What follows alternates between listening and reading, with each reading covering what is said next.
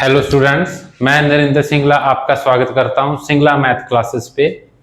आज हम class 10th NCERT का जो चैप्टर है chapter third pair of linear equation की इंट्रोडक्शन करेंगे।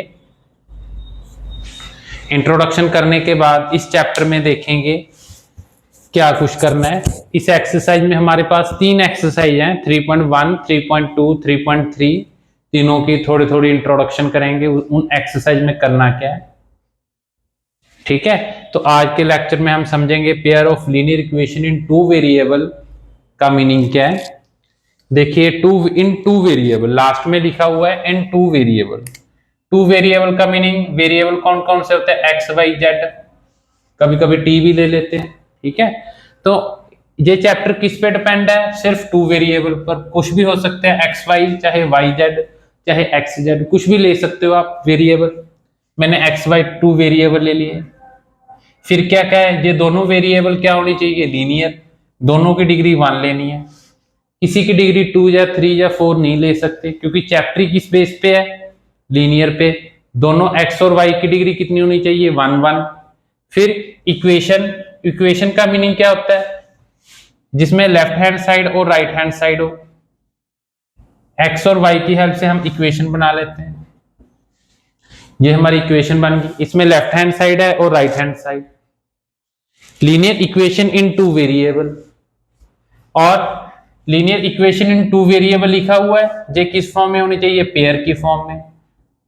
पेयर की फॉर्म में तो पेयर ले लेते हैं, एक सेकंड इक्वेशन ले लेते हैं। ये हमारी क्या बन गई? पेयर बन गई। किसकी? लीनियर इक्वेशन की। कितने वेरिएबल में? 2 वेरिएबल में। ये इस चैप्टर का मीनिंग है। ठीक है, हम जर्नल ले लेते हैं,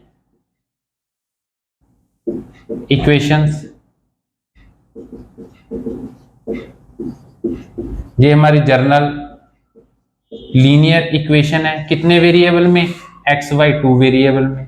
ए बी सी सभी क्या है? A2 B2 C2 सभी कांस्टेंट है। ये इस चैप्टर का नेम है, उसका मीनिंग। इसके बाद तीनों एक्सरसाइज में क्या करना है वो देखते हैं। जब भी लिखा होता है सॉल्व, ठीक है, सॉल्व का मीनिंग या find the value x and y. यहां पे तो डायरेक्ट दिख ही रहा है, find the value x and y. X और वाई की वैल्यू फाइंड लिखी होता है, फाइंड करना होता है। अगर सॉल्व भी का, इसका मीनिंग क्या होता है? एक्स और वाई की वैल्यू फाइंड करना। क्लियर? अगर सिर्फ सॉल्व लिखा हो, इसका मीनिंग इन दोनों इक्वेशंस को आपस में सॉल्व करना है। सॉल्व करने के बाद मेरे पास किस किस की वैल्यू आएगी? एक्स और वाई की वैल्यू आएगी। ठीक है, सॉल्व का मीनिंग एक्स और वाई की वैल्यू फाइंड करना। एक्स और वाई की वैल्यू फाइंड करने के हमारे पास कौन कौन से मेथड हैं देखते हैं। 3.1 एक्सरसाइज में एक्स और वाई की वैल्यू ग्राफिकल मेथड से फाइंड करेंगे। क्लियर है? ग्राफ कैसे? ये 2 लीनियर इक्वेशंस है, ठीक है। 2 लीनियर इक्वेशंस जब ग्राफिकली रिप्रेजेंट करेंगे तो देखते हैं कौन कौन सी लाइन आपस में किस वे से बिहेव करती है। दोनों लाइनें इस वे से भी लिखी ड्रॉ हो सकती है। ठीक है, दोनों की डिग्री कितनी है? 1। तो दोनों क्या है? Linear equation. लीनियर इक्वेशन की ग्राफ हमेशा एक स्ट्रेट लाइन होगा। कैसे भी हो सकता है, ऐसे ऐसे ऐसे, कैसे भी, लेकिन ड्रॉ कैसे होगा? बिल्कुल स्ट्रेट लाइन। इस लाइन को मैंने ड्रॉ कर दिया, बिल्कुल स्ट्रेट है। फिर मैंने इस लाइन सेकंड लाइन को ड्रॉ कर दिया। दोनों लाइनें आपस में इस वे से भी ड्रॉ हो सकती है, या फिर दोनों लाइनें आपस में बिल्कुल पैरेलल भी आ सकते, कभी भी आपस में टच नहीं करेंगी। थर्ड कंडीशन कौन सी होती है? फर्स्ट लाइन ड्रॉ होगी, सेकंड लाइन भी इसी के ऊपर ड्रॉ होगी। ठीक है, ग्राफिकल मेथड में किस तरह की दोनों लाइनें बिहेव कर सकती हैं? इन 3 वे से बिहेव कर सकती है। फिर इसी एक्सरसाइज में एक टेबल भी सीखते हैं, कौन कौन सी लाइन अगर इस वे से बिहेव करती है तो उसको क्या कहते हैं, यूनिक सॉल्यूशन। ठीक है, वो करते हैं इसी वीडियो में। सेकंड एक्सरसाइज में देखिए क्या करेंगे, एक्स और वाई की वैल्यू फाइंड करने के लिए सब्स्टिट्यूशन मेथड सीखेंगे। एक्स और वाई की वैल्यू फाइंड करने के लिए सब्स्टिट्यूशन मेथड। थर्ड एक्सरसाइज में एलिमिनेशन मेथड की हेल्प से एक्स और वाई की वैल्यू फाइंड करते हैं। क्लियर है।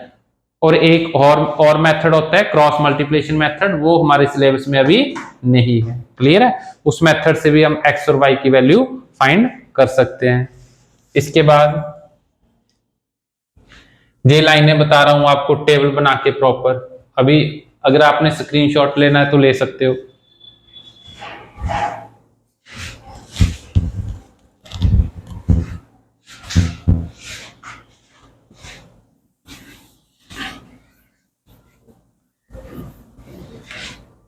अगर दो लीनियर इक्वेशंस को ग्राफ पे रिप्रेजेंट करते हैं, अगर ग्राफ इस वे से बनता है, फर्स्ट लाइन की सेकंड लाइन ड्रॉ की, फर्स्ट लाइन, ठीक है, ये वाली सेकंड लाइन है, ग्राफ पे ड्रॉ कर दी। दोनों लाइनें कितने पॉइंट पे आपस में मीट कर रही हैं, आपस में मिल रही हैं 1 पॉइंट पे। क्या कहते हैं इसको, one solution, unique solution. Intersect 1 point,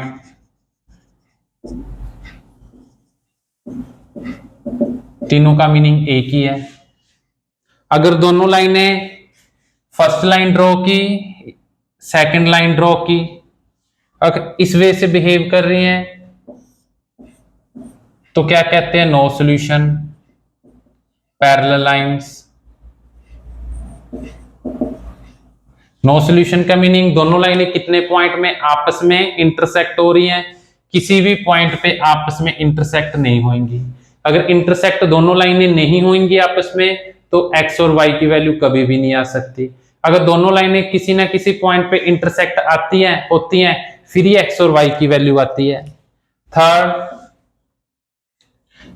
इस वे से दोनों लाइनें आपस में बिहेव करते, फर्स्ट लाइन ड्रॉ कर दी, फिर मैंने सेकंड लाइन ड्रॉ कर दी, सेकंड लाइन और फर्स्ट लाइन दोनों आपस में एक दूसरे के ऊपर ड्रॉ हो जाती है, उसको क्या कहते हैं हम, मैनी सॉल्यूशन। वाई, एक लाइन पे कितने पॉइंट होते हैं, इनफाइनाइट पॉइंट्स। अगर दूसरी लाइन भी इसी लाइन के ऊपर ड्रॉ हो जाती है तो दोनों लाइनें आपस में कितने पॉइंट पे मीट कर रही हैं, इनफाइनाइट पॉइंट्स पे, इसीलिए कहते हैं मैनी सॉल्यूशन, इनफाइनाइट सॉल्यूशन। और क्या कहते हैं, कोइंसिडेंट लाइंस, दोनों लाइनें एक दूसरे के ऊपर आ जाती है, उसको क्या बोलते हैं, कोइंसिडेंट लाइंस। और देखिए इसमें दोनों लाइनें कितने पॉइंट पे मीट कर रही हैं, एक, इसीलिए वन सॉल्यूशन। इसमें दोनों लाइनें कितने पॉइंट पे मीट कर रही हैं, इनफाइनाइट पॉइंट्स पे मीट कर रही हैं, इसीलिए इसमें क्या होगा, इनफाइनाइट सॉल्यूशन। और एक होता है कंसिस्टेंट और इनकंसिस्टेंट। कंसिस्टेंट का मीनिंग जिसका कोई सॉल्यूशन हो,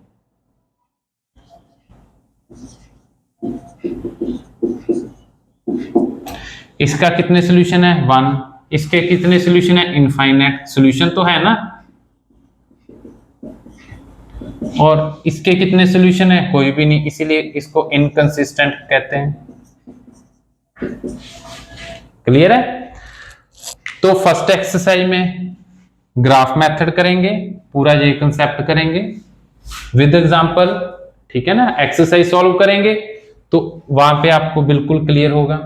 फिर सेकंड एक्सरसाइज में सब्स्टिट्यूशन मेथड, थर्ड एक्सरसाइज में एलिमिनेशन मेथड। क्लियर है।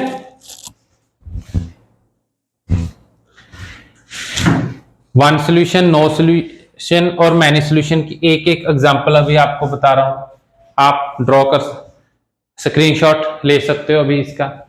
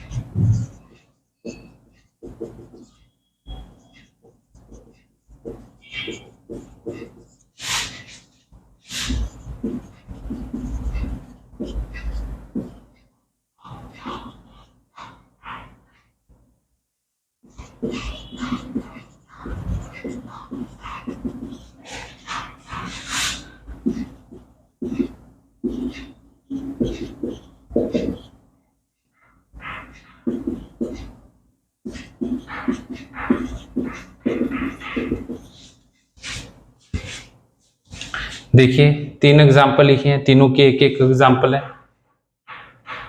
अगर मेरे पास जे कंडीशन बनेगी